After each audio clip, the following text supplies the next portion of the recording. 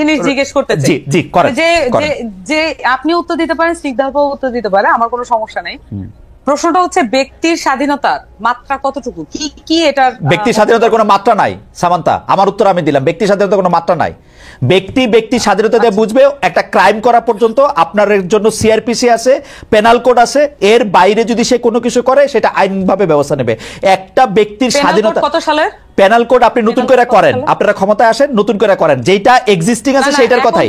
এখনকার penal code কত সালের? এখনকার পেনাল কোড কত সালের মানে কি? পেনাল কোড তো পেনাল কোড, পেনাল কোডের তো প্রতিদিন পেনাল কোডের মধ্যে অনেক চেঞ্জ আছে।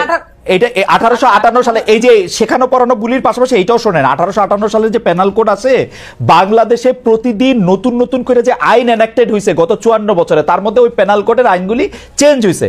গড়ে বইটা 1858 সালের, কিন্তু বাংলাদেশের হওয়ার পরে যত আইন হ্যাঁ সবগুলি চেঞ্জ হয়েছে। হ্যাঁ, তো যাই হোক, এইটা এখন যে জায়গায় দাঁড়ায় থাকে।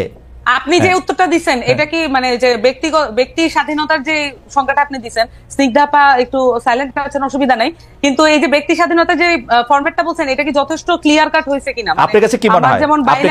আপনার কাছে কি মনে হয়? আমি বলছি ব্যক্তি স্বাধীনতার ক্ষেত্রে আমি উত্তর পাইনি। আপনি আমাকে আবার জিজ্ঞেস করেন প্রশ্নটা, এটা আমি আগে উত্তর দেই।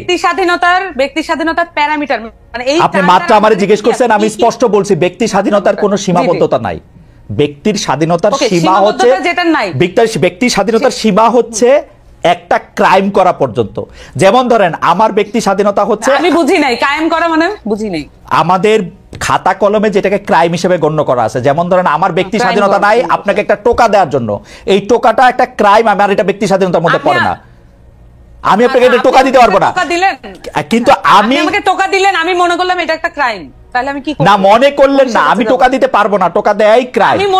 আমি মনে করলাম যে এটা একটা ক্রাইম, সেইটাই তো আমি তো বললাম যে টোকা দেয়া তো আসলেই ক্রাইম, আমি আপনাকে টোকা দিতে পারবো না, কিন্তু আমি নিজে রাস্তায় দ্বারা খাইতে পারবো, এটা আমার ব্যক্তি স্বাধীনতা।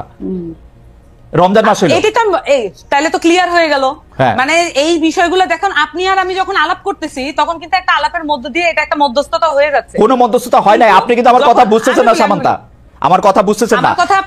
আমার কথা আপনি বুঝতেছেন না, আমি আর একটু ভালো করে বলি। যেমন আপনার সাথে আমি যখন আলাপ করতেছি, যখন আমরা 3 জন মিলে আলাপ করব, আমরা যখন 10 জন মিলে আলাপ করব, কোনো না কোনো বিষয় এটা মধ্যস্থতা এবং এটা কমন গ্রাউন্ডে আসতে স্বাভাবিক।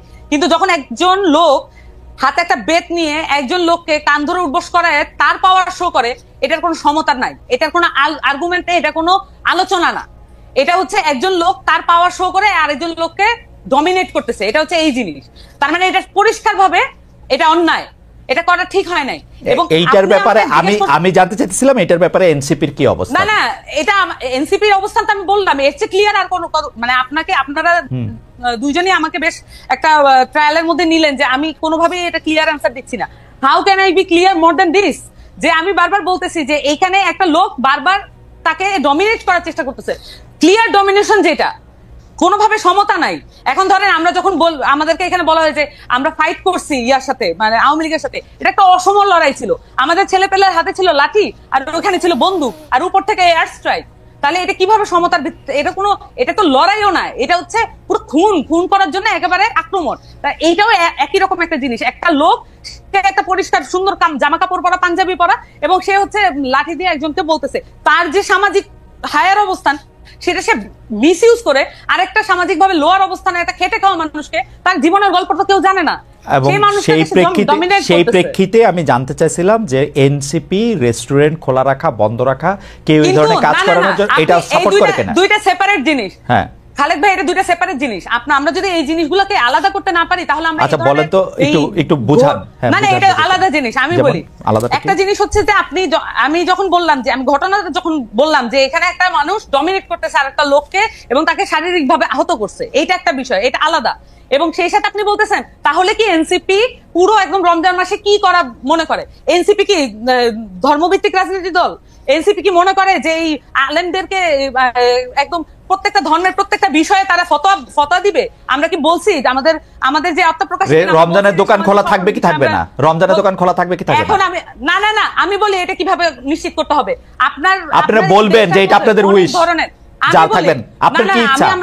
আমি আমার উইশ বলতেছি, আপনি কি আমাকে বলতে দিবেন? আপনি বলতেছেন তো, বলেন। আমি বলতেছি তো, এখানে ক্লিয়ারলি এখানে ইসলামের মধ্যে এবং নানান ধর্মের মধ্যে অনেক ধরনের ফ্যাকশন আছে, অনেক ধরনের বিষয় আছে, প্রত্যেকের রিপ্রেজেন্টেশন নিশ্চিত হয়, এমন করে বোর্ড গঠন করে দিক, এমন ভাবে বোর্ড গঠন করে দিক যেখানে এই যে তাত্ত্বিক আলাপটা, এই তাত্ত্বিক আলাপটা হোক। সেটার জন্য তো আমরা ওয়েল ইকুইপ না। আমাদেরকে যদি ফ্যাসিলিটেট করতে বলে, আমাদেরকে যদি জনতা সেই দায়িত্ব দেয়, আমরা সেটা করব।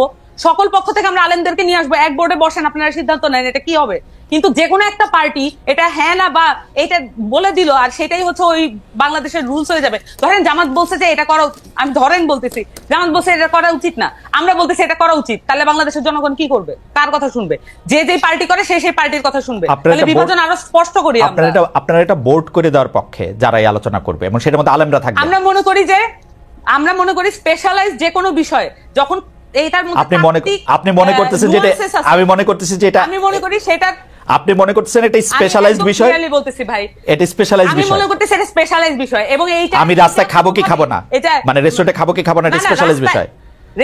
এটার সাথে এটা সম্পর্ক না। এখানে দেখবেন যে রোজা অমুক তমুক অনেক কিছু নিয়ে আসছে এখানে কনসেপ্টের সাথে। আপনি যখন প্রশ্ন করছেন এখন আপনি আরো বেশি সিম্পলিফাইড করে ফেলতেছেন। আপনার প্রশ্নটা প্রথমে এটা ছিল না, আপনি এখন মানে এটাকে কম্প্রোমাইজ করতেছেন আপনি তর্কে জিতার জন্য। আমি বলতেছি যে সামান্তা সামান্তা এই যে শুনেন সামান্তা, এই তর্কে জিতা জাতীয় কথা মানে বললেন না। আপনি তর্কে জিতছেন, 100-তে 99 পাইছেন।